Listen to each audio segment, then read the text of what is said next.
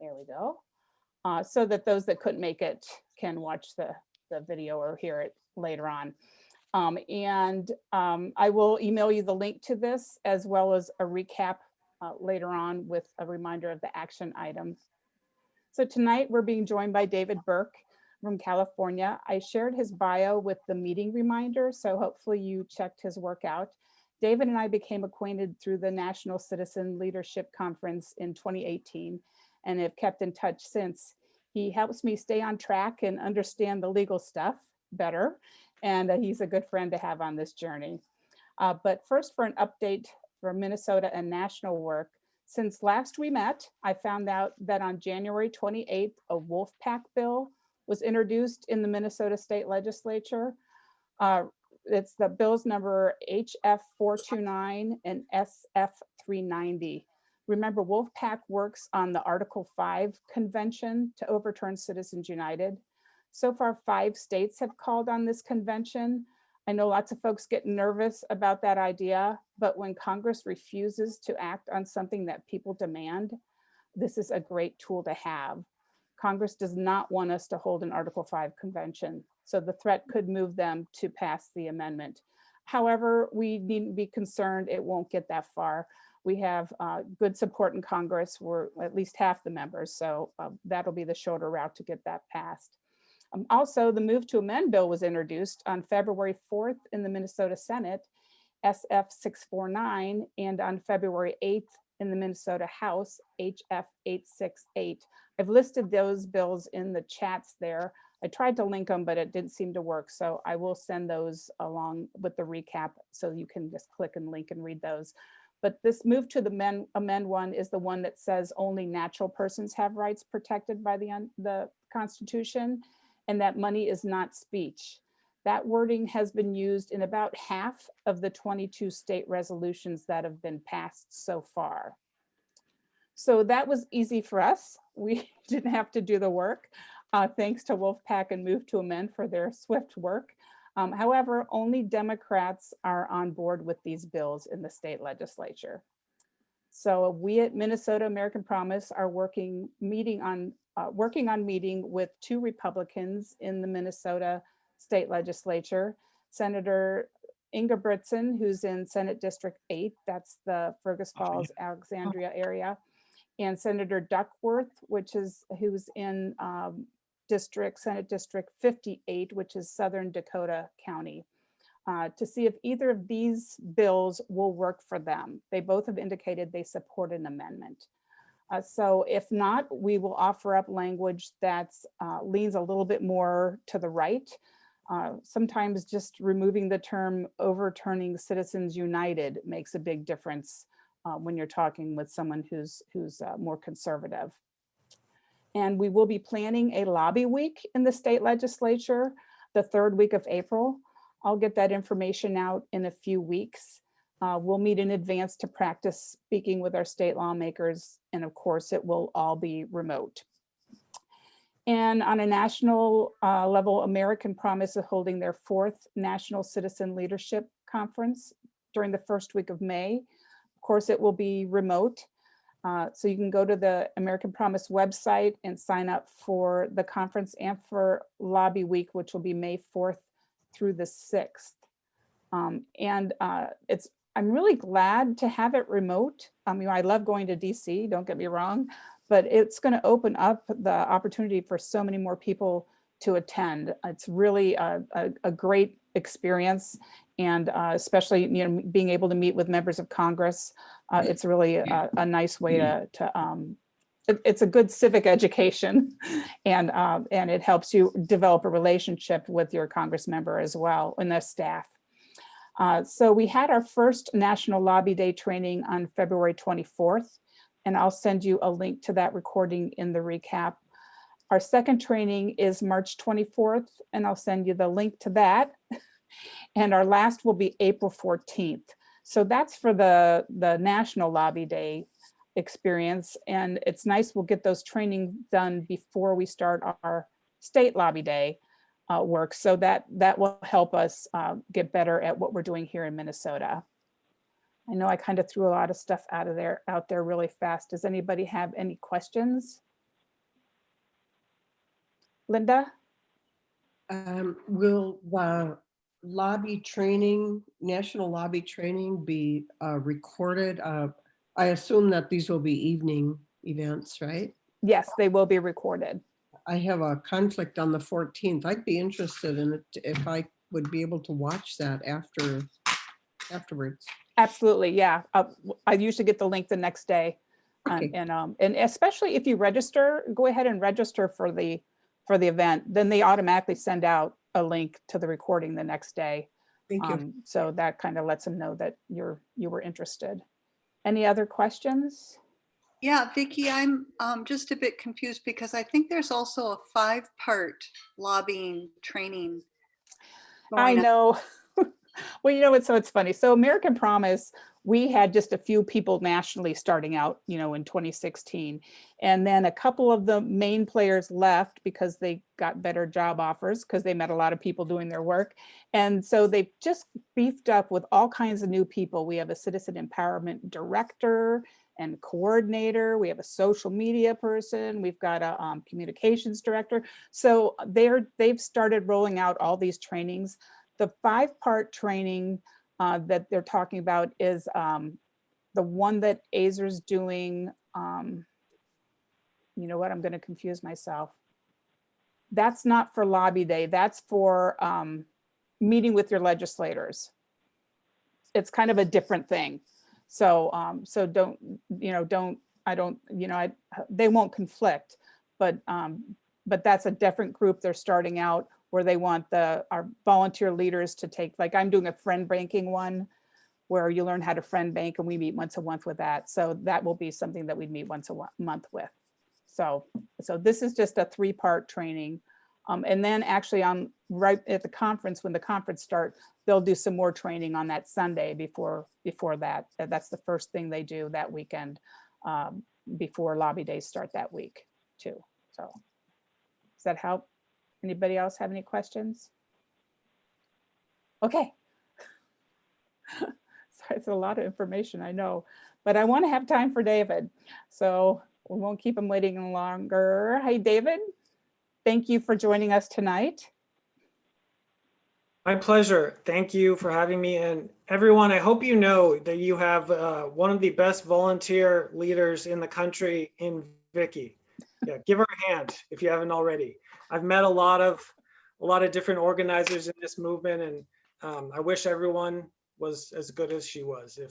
I always tell Vicki, if we could just clone her in every congressional district, we'd pass an amendment in about 6 months. Thank you.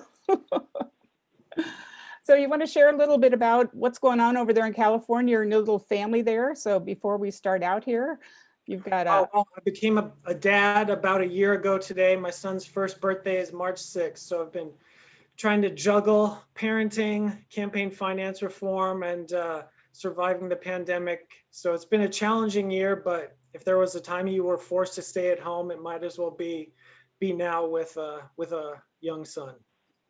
Yeah, that's right. So, and you're working to make sure he's got a better future in all ways, including working with the government. So would you mind sharing with the group the story about how you got interested in money and politics? Yeah, so as Vicki mentioned, I'm the founder of a nonprofit called Citizens Take Action. I think she sent you my bio. We're based in Southern California. And I've always been interested in politics because my dad was a high school government and history teacher. So it's just sort of something I grew up with. And then I think I took the same trajectory to campaign finance reform that a lot of you probably did, which is you started to realize that every issue that you cared about was affected by and I worked as a congressional staffer after college. I saw members of Congress spending hours a day fundraising. And then when I worked on some state ballot initiatives or even local races here in California, no matter what the issue was, it seemed like it was the people against the powerful, and the powerful always had an unfair advantage. And then I went to law school, studied campaign finance law, learned about cases like Buckley v. Vallejo and Citizens United.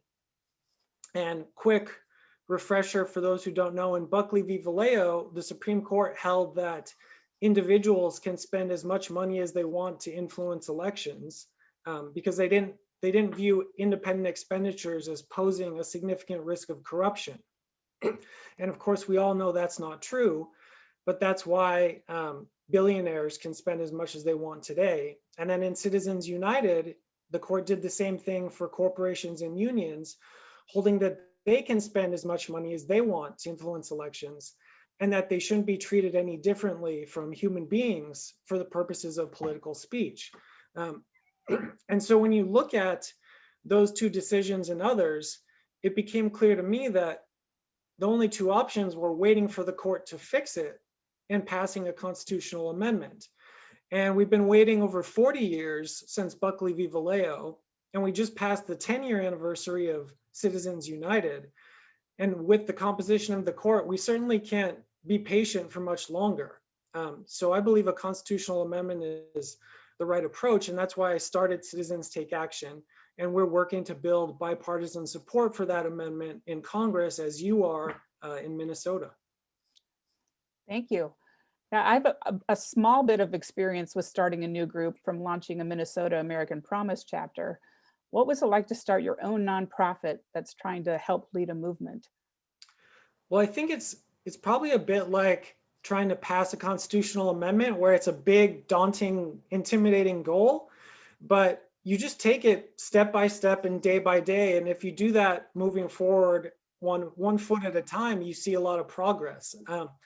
One thing I learned after we started Citizens Take Action is that a lot of organizations that spring up that you hear about, they're able to really start quickly because they have, someone with a lot of money backing them, or maybe even celebrities who are already on their boards. I'm sure you've read about how the Koch brothers funded an entire network of think tanks and nonprofits and things like that.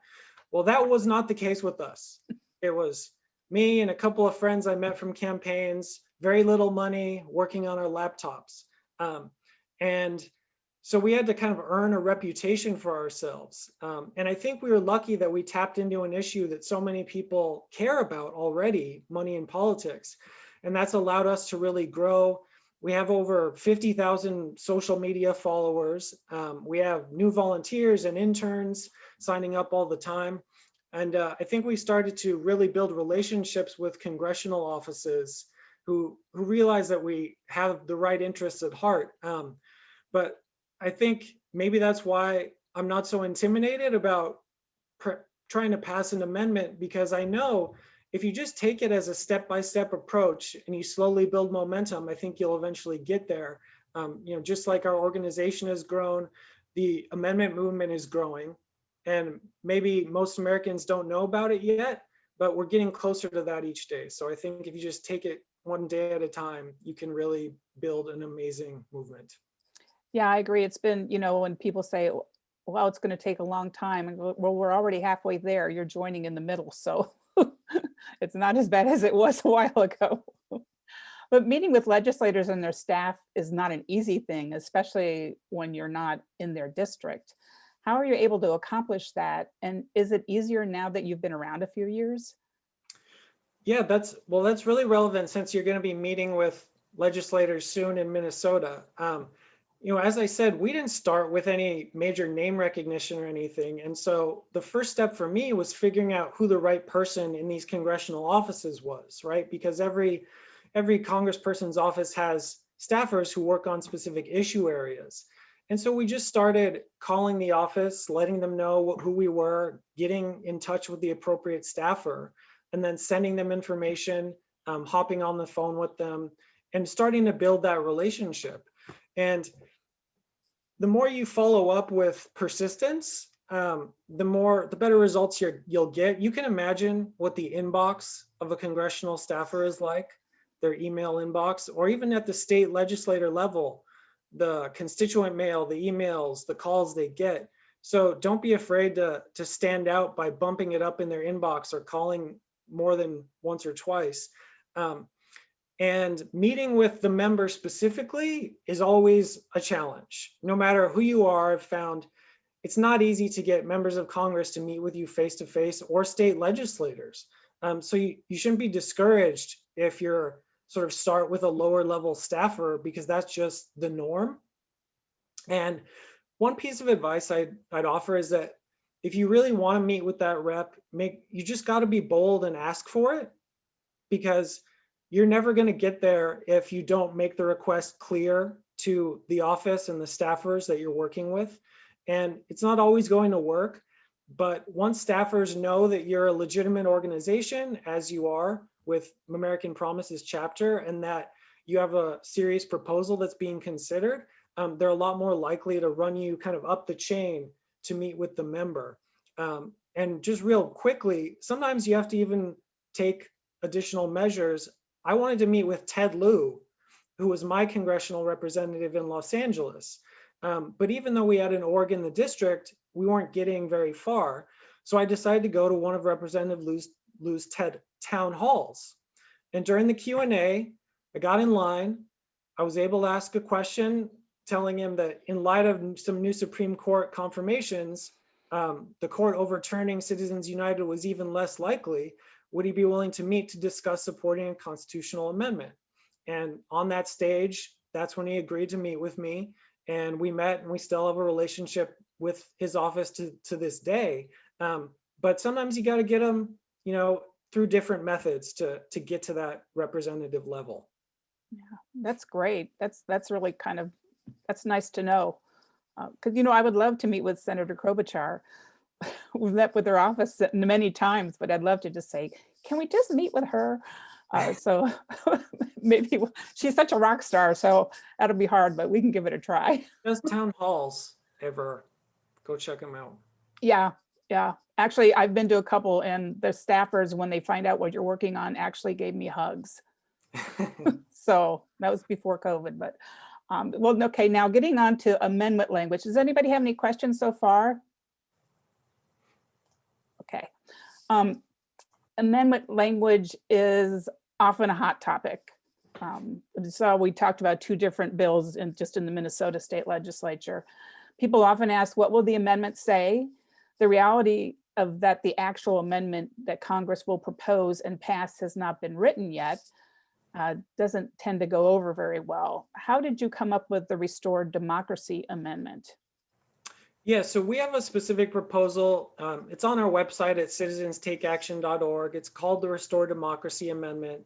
And the process we had for that was really consulting with some leading legal scholars and studying the cases that led to the problem and figuring out what are the most important things an amendment should do. And some of the people we talked to were Adam Winkler and Erwin Chemerinsky. You may have heard of them. Adam Winkler wrote a book about corporate constitutional rights recently. I think it was nominated for a National Book Award. And basically the two things we concluded that were the most essential were, one, an amendment needs to give Congress, state legislatures, and voters the power to enact these campaign spending limits. Because what the Supreme Court has essentially done is taken that power away from us. We used to pass laws through Congress or states, and the court would generally upheld them, understanding that legislators were better situated to see the evils of money in politics than unelected judges were. But they took that power away, and we need to shift it back. And the second thing, which goes to Citizens United, is it's so important for us to be able to differentiate between corporations and unions and flesh and blood human beings. Because in Citizens United, the court took that right away from us as well, so that when we enact limits on independent expenditures, we can't say this prohibition applies to corporations and unions anymore. And we used to be able to do that. So an amendment needs to shift power back to us and let us differentiate between human beings and artificial entities. And we also got some feedback from congressional offices on the subject, really just trying to simplify amendment language as much as possible, because the more complicated it is to explain, the less likely you're going to get people on board. We want it to be a couple simple concepts you can explain in 2 or 3 minutes. So those were sort of our guiding principles.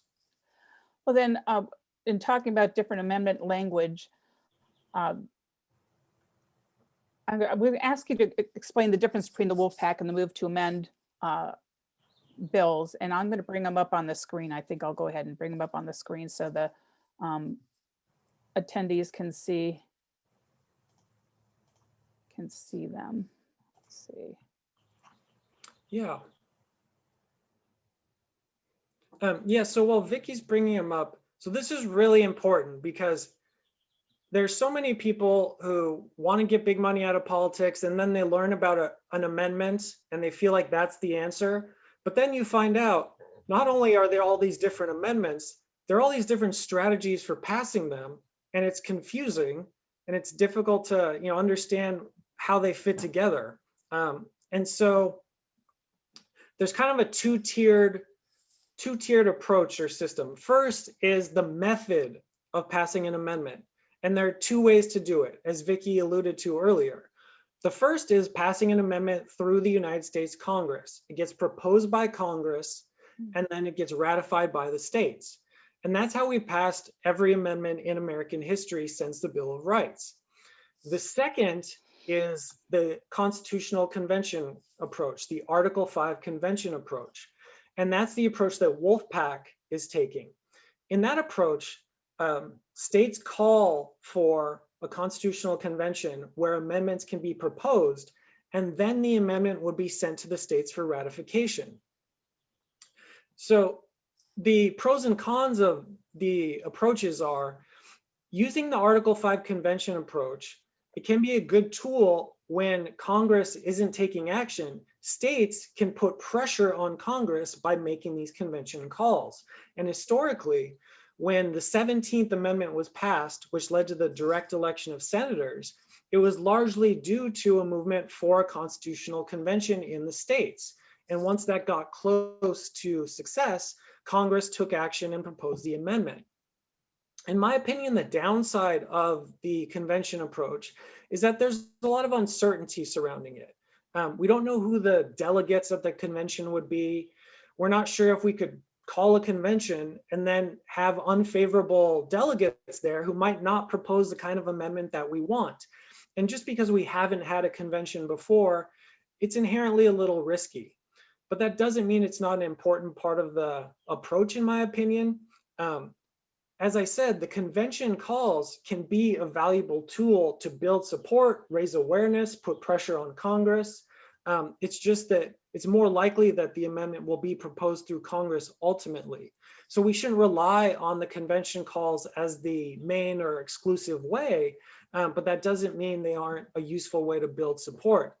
And the proposal in the legislature in Minnesota that you're advocating for or consider would make Minnesota the 6th state so far to call for a convention if it passes. So that's sort of the difference between the convention approach and this one. I'm sorry, this one actually that does spell out in the whereases how the delegates are to be chosen. But would something like this, because it's never been done before, one of our callers when American Promise National Call said that he thought that the technical parts of the convention call would be challenged through the courts, and which would end up making it take a lot longer than just going through Congress. Is there a way to challenge something like that in the courts if it's nothing that's ever been done before? Well, yeah, I think inevitably these days you get a lot of legal challenges to any sort of any proposal like this, and they would say, oh, well, if the convention calls use different language, for example, can they all be counted together? And that might have to be sorted out. And that's maybe another reason to make sure you're advocating both in Congress and at the convention level. But it's not a reason to forego the convention calls altogether, because to the best of my knowledge so far, the disparate calls from Wolfpack have been counted together, even though every state hasn't used the exact same language. Yeah, the single subject thing. Okay, so this is the that's the Wolfpack one, and then we'll pull up the other. Move to amend. Yeah, and so that was the first tier, right? The two different paths to an amendment, a convention or proposed through Congress. Then you have this kind of second question of there's really two different types of amendments out there. And The first are proposals kind of like ours, the Restore Democracy Amendment, that I'd say are more narrowly focused on campaign finance reform. They're really going after big money in politics, and they're not as focused on concepts like corporate constitutional rights or corporate personhood. However, there's another school of thought, which is represented by the Move to Amend resolution that Vicky's pulling up, that is focused more on corporate constitutional rights and corporate personhood.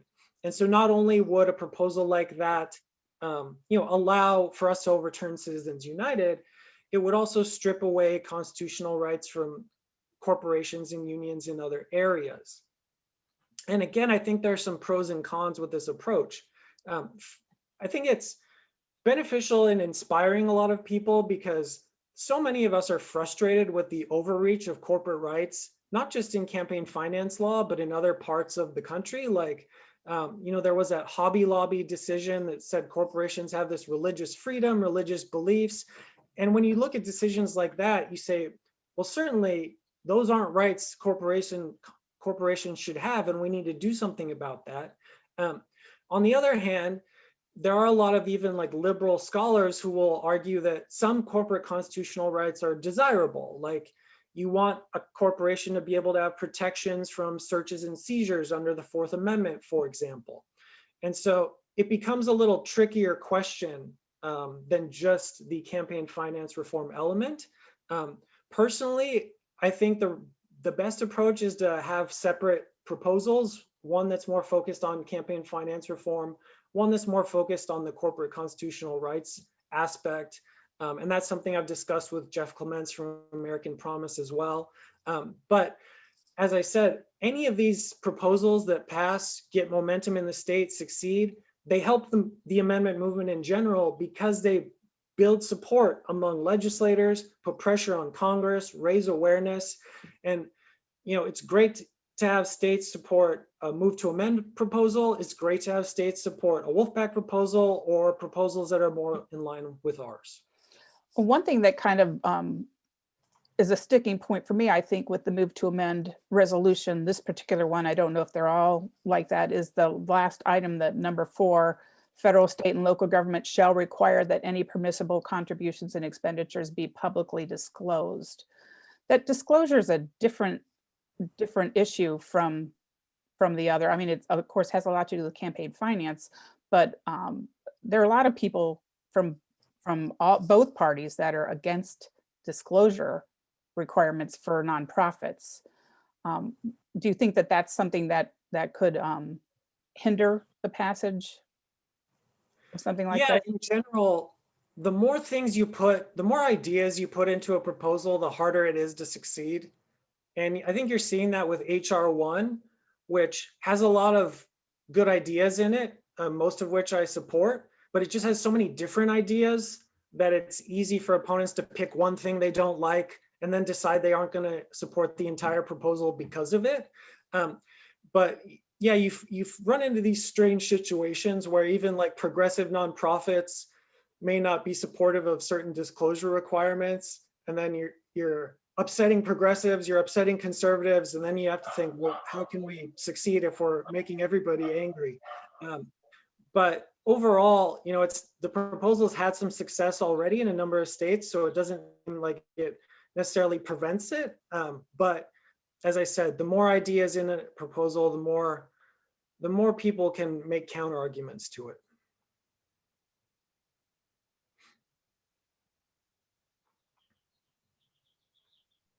I apologize for my dogs having an evening party. So yeah, I feel like there are people in the legislatures that are looking for a reason not to support. And since disclosure is not limited to us, what was it, Justice Kennedy fully expected Congress to pass disclosure laws. So that's not against the Constitution to pass disclosure laws. So throwing that in there, to me, gives somebody a reason to not agree with it, just right off the bat. So that would worry me a little bit. So what is your take on the current Congress in relation to the amendment effort? And how does what's going on in Congress relate to our work in the state? We've kind of gone Yeah. connected it a That's little a bit. good question. And I'm going to try and be real honest with everybody, real blunt, give you the best clear assessment of the situation as I can with no spin or anything like that. Here's the deal. Support for an amendment has been growing since Citizens United, which is 2010. And that's great. We have a lot more support than most people know. Last Congress, 220 House members, 47 senators. That's more than half the support we need for an amendment. And there are people who dismiss the idea of an amendment as too difficult, it's impossible. Well, an amendment has a lot more support than many other major proposals in Congress, like the Green New Deal, Medicare for all, free college for all. And so if you take those proposals seriously, which I think we should, then an amendment should be taken very, very seriously as well. So the good news is we have a lot of support. And statewide, over 22 states have expressed their support, including red states like Montana and West Virginia. And public opinion shows that 66% of Republican voters support an amendment. So that's all great news. The bad news, congressional Republicans are just not on board with an amendment yet. There's only one out of those 220 House members and 47 senators who is a Republican, and that's John Katko of New York. So despite the widespread public support for an amendment, congressional Republicans are almost like in a different category on this issue. And so the challenge is, how can we make this the bipartisan issue in Congress that it is among the American public, in this room, in many states, cities, localities. And so that's what we're working on. And that's part of the reason our amendment, for example, mentions both corporations and unions, because we think that's more likely to gain bipartisan support. We're actively talking to Republican congressional offices, trying to figure out, if we start a new proposal with 2 Republicans and 2 Democrats, is that more likely to get you on board than having a proposal with 100 Democrats and 0 Republicans or 1 Republican? But at the state level, that's why your work is really important as well, because you're engaging in essentially the same thing that we are in Congress with the legislature there in Minnesota. And if you're able to get bipartisan support for Wolfpack's proposal, Move to Amend's proposal, another proposal, that's going to pay off in a couple ways. First, Minnesota's congressional representatives will see that some of their state representatives who are Republicans signed on, and that will make them more inclined to sign on as well. It may not be everything they need, but people in politics can be have a herd mentality these days. And the more Republicans who express support at the state level, the more likely congressional representatives from Minnesota will get on board. Second, some of those state legislators will likely graduate to Congress in 2, 4, 6 years. And so it may be more difficult to kind of hook somebody once they're in Congress and there's more scrutiny going on than when they're at the state level and they're more easily available to maybe meet directly with constituents or pay attention to these issues because they don't have 700,000 people they're representing. So if you can build support in Minnesota now among some Republicans, that trickles up to congressional Republicans, either those who are currently seated or those who become congressional Republicans in the near future. And so that's really the theory of change for, I think, how we break this barrier of getting the bipartisan support we need to actually pass an amendment. One thing I think is interesting when we're working on a state level is to remember that the state legislators that we're talking to have the same Congress people. So they're in the same boat we are. We're at the mercy. They see all the ads we do. We're all at the mercy of these Supreme Court rulings, and it's in their best interest to contact their congressperson and ask them to support it. And when we talk to Republican state senators, when I spent time with them last year, they don't like the outside money coming into Minnesota.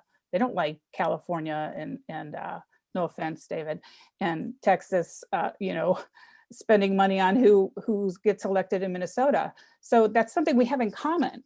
So I think if we try and bring up that bond that we have, and maybe address them and face them like they're in the same boat we are, but they're just because they're a higher profile, they're in a better situation to do something like that.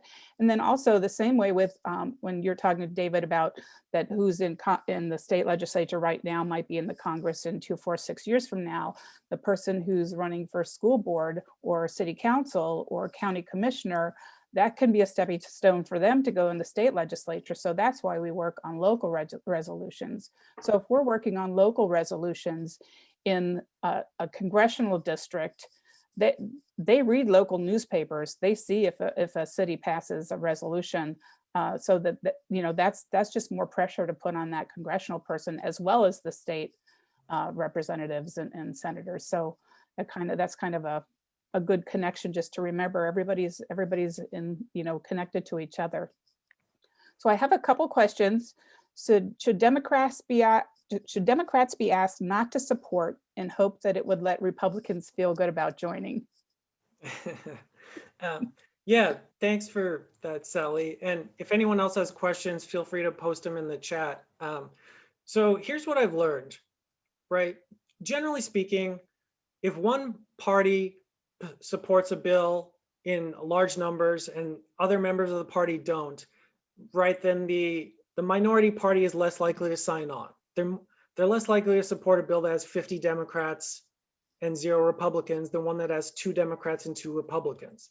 So I think what's the ideal starting point is if you can start a bill with some Republicans and Democrats, then it gets that bipartisan label from the beginning, and there's more of a comfort level with members of both parties of signing on. However, as I think maybe the second question from Linda alludes to, that's not very easy to do. And so you have to look for every opportunity you can, try and find which representatives might have personal relationships with each other, maybe a Democrat and Republican who are socially friends, or who might work together on other bills. But if you can't find that, then by all means, go with the one party that you have and then try and get support from there. But ideally, you start with more bipartisan support from the beginning. Yep. And then there's the Noah's Ark version that the Citizens Climate Lobby does, where the 2 Republicans and 2 Democrats, but no more Democrats can sign on until unless a Republican is signing on too. So it's kind of, it goes 2 by 2.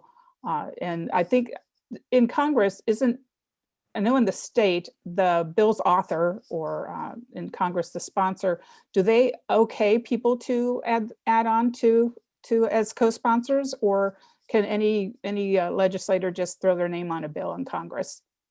Most of the time they're happy to have any co-sponsors they can get. But occasionally they take a more catered approach, like you mentioned with Citizen Climate Lobby. One other thing to mention along these lines is, don't be afraid to try and enlist legislators who already support you to build support for you.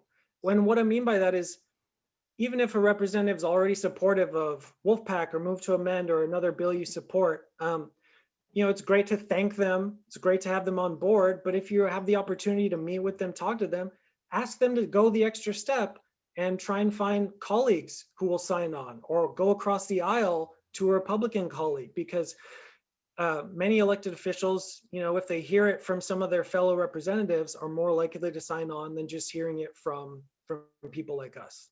Yeah, I agree. So Nancy's asking, don't you think the likelihood of passing an amendment will, to a large extent, depend on who is the GOP candidate for president in 2024?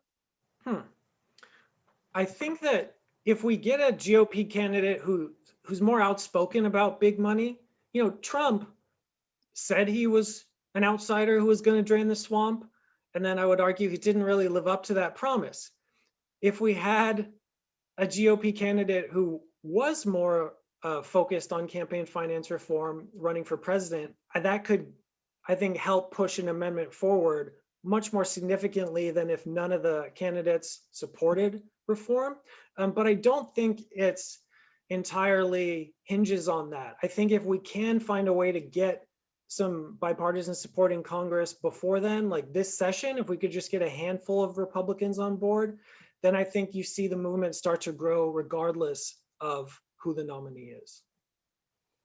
Yeah, and that, do you think that that there's a certain, do you think that an amendment is a radical thing for a congressperson to support? They think it sounds like it is, but I don't really think it is if you think about it. Especially some of these amendment proposals are very straightforward and simple. They just basically say, you know, we the people have the right to limit campaign spending. And especially if you put it in a historical context, amendments are what we've done over and over again in the face of unpopular Supreme Court decisions like Citizens United, right? Dred Scott v. Sanford was one of the worst decisions ever that upheld slavery, and we passed a constitutional amendment to overturn it. We didn't wait for the court to do it. There was a case I didn't even know about in law school called Minor v. Happersett that had denied women's suffrage. And again, we didn't wait for the court to fix it. We passed the 19th Amendment, and that's how we got it done. So if you look at history, using amendments is fairly common. But since we haven't done it since, what is it, about 25 years, I think people forget that it is really a tool we can use to get things done. And I mean, I think what's drastic is Citizens United and Buckley v. Vallejo and these bizarre conclusions that corporations and unions and billionaires don't skew and corrupt the electorate. I think fixing that is not drastic because we had a sane campaign finance system for most of American history before these decisions. I actually think that the Citizens United ruling is evidence that there should be term limits on Supreme Court justices, because clearly the rest of us all saw this coming. Why didn't they see it coming?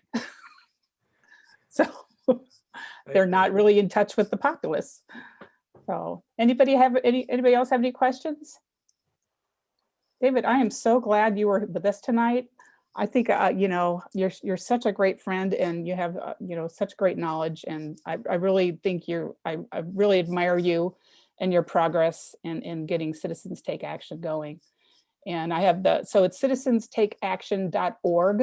I tried to link it in the chat, but I couldn't. So and I will have that on the recap. And he's got a great video on there that explains it pretty well.